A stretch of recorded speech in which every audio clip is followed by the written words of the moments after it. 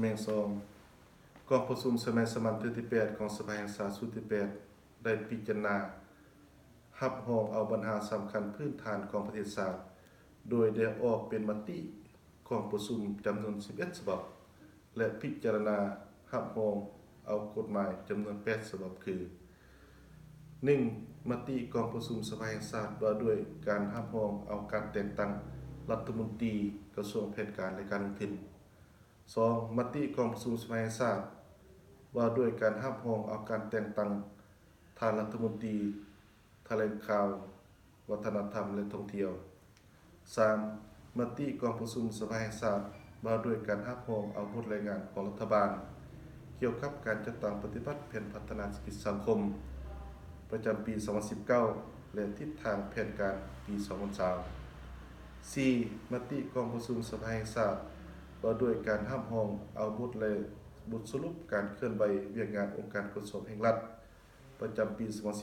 2019 ทิศทางแผนการเคลื่อนไหวประจำปี 2020 บทรายงานผลของการตรวจสอบบทสรุปคัดตัวการจัดตั้งปฏิบัติแผนงบประมาณแห่งรัฐประจำปี 2018 และบทรายงานขององค์การกฎการรัฐบาลเกี่ยวกับผลการกวดกาตามบทสรุปตรวจสอบศพปี 2014-15 15-16 และปี 2017 5. มติกองประชุมสภาแห่งชาติว่าด้วยการรับรองเอาบทรายงานของรัฐบาล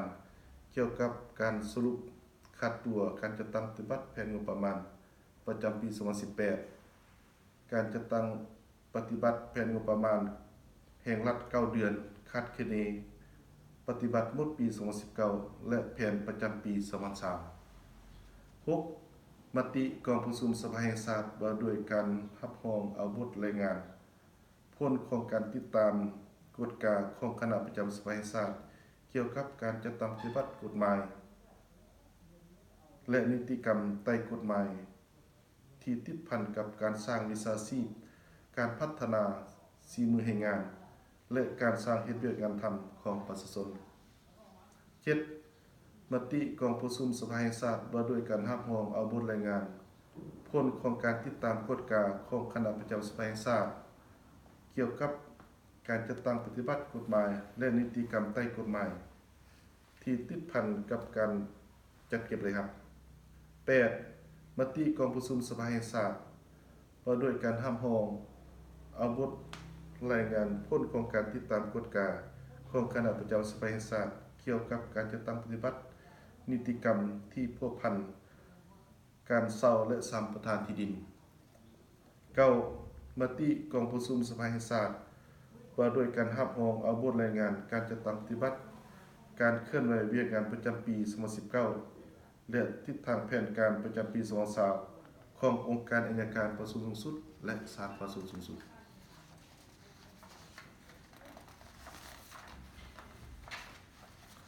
10. มติกองประชุมสภาแห่งชาติว่าด้วยการรับรองเอาการจัดตั้ง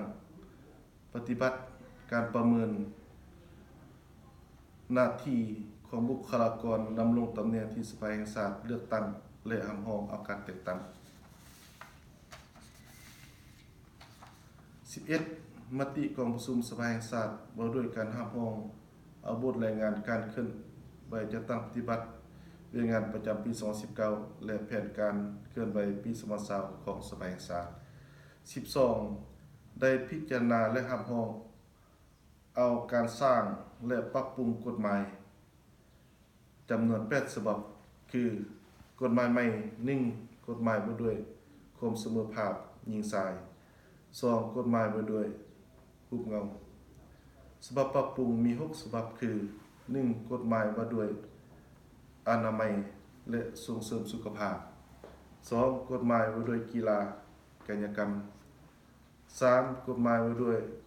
การล้มละลายของวิสาหกิจ 4. กฎหมายว่าด้วยหลักทรัพย์ 5. กฎหมายว่าด้วยประกันภัย 6. กฎหมายว่าด้วยการส่งเสริมการลงทุนในการดำเนินกองประชุมสมัยสามัญที่8ของสภาแห่งชาติสุดที่8ครั้งนี้สภาแห่งชาติได้เสนอให้ บรรดากระทรวงองค์การที่เกี่ยวข้องขึ้นตอบคำถามที่พัวพันกับปัญหาที่พ้นเด่นของสังคมซึ่งสมาชิกสภาแห่งชาติได้ยกขึ้นในกองประชุมซึ่งประกอบมีกระทรวงการเงินกระทรวงเกษตรกรรมและป่าไม้กระทรวงอุตสาหกรรมการค้ากระทรวงป้องกันความสงบกระทรวงแผนการและการลงทุนกระทรวงโยธาธิการและขนส่งกระทรวงพลังงานและบ่อแห่ธนาคารแห่งสปป.ลาวองค์การตรวจสอบแห่งรัฐองค์การกฎการรัฐบาล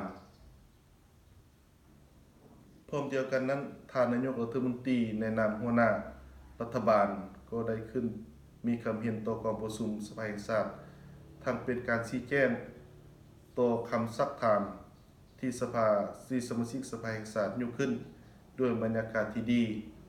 และส่องแสงให้เห็นความรับผิดชอบร่วมกันของสภาแห่งชาติและรัฐบาลที่มีต่อประชาชนรวมในสารเคียงคู่กับการพิจารณาและห้องเอาปัญหาสำคัญดังกล่าวมาเคืองทานนั้นในระยะดำเนินกองประชุมสมัยสามัญเทื่อที่8ของสภาแห่งชาติสุดที่8มีประชาชนส่งคำคิดคำเห็นผ่านโทรศัพท์สายด่วนรวมทั้งหมดหลายกว่า721สายมี113เรื่องมายังกองประชุมสภาแห่งชาติซึ่งพวกพันเทิงการคุ้มครองรัฐคุ้มครองเศรษฐกิจสังคมในนี้ปัญหาที่พ้นเด่นแม่นการพวกพันเทิงปัญหาอยากให้ขึ้นเงินเดือนให้แก่พนักงานรัฐกรปัญหาบริษัท PS ปัญหายาเสพติดปัญหาที่ดินปัญหาการก่อสร้างเส้นทางปัญหาการศึกษาและปัญหานโยบายต่อนักรบเก่าต่อปัญหาที่ส่งทางโทรศัพท์สายด่วนดังกล่าวกองเลขากองประชุมจะได้สั่งร่วมมอบให้กรรมาธิการของสภาแห่งชาติที่เกี่ยวข้องประสานสมทบกับประส่วนต่างๆของรัฐบาลค้นคว้าแก้ไขให้ถูกต้องสอดคล้องตามกฎหมายและระเบียบการเบาร่วมเบาเฉพาะอยู่เขตเวียงจันทน์ของพวกเรามี7แผนกการและ10สายด่วนที่พ้นเด่นแม่นปัญหาการเช่าและสัมปทานที่ดินการชดเชยผลกระทบจากการก่อสร้างพื้นฐานโครงหลังของรัฐตั้งหน้าให้คณะสมาชิกสภาแห่งชาติประจำเขตเลือกตั้งที่10เขตเวียงจันทน์สุดที่8ข้าพเจ้าขออวยพรไสมายังบรรดาท่านการนำภาครัฐคันแขวงนักปฏิบัติอาวุโสบำนาญพนักงานราชการทหารตำรวจและประชาชนลาวบรรดาเผ่าทั่วเขตเวียงจันทน์จงมีสุขภาพเข้มแข็งมีอายุมั่นขวัญยืนมีความสุขในชีวิตส่วนตัวและครอบครัวและพร้อมประสบผลสำเร็จในหน้าที่เวียกงานที่มีเกียรติสง่าของทานทุกประการขอขอบใจ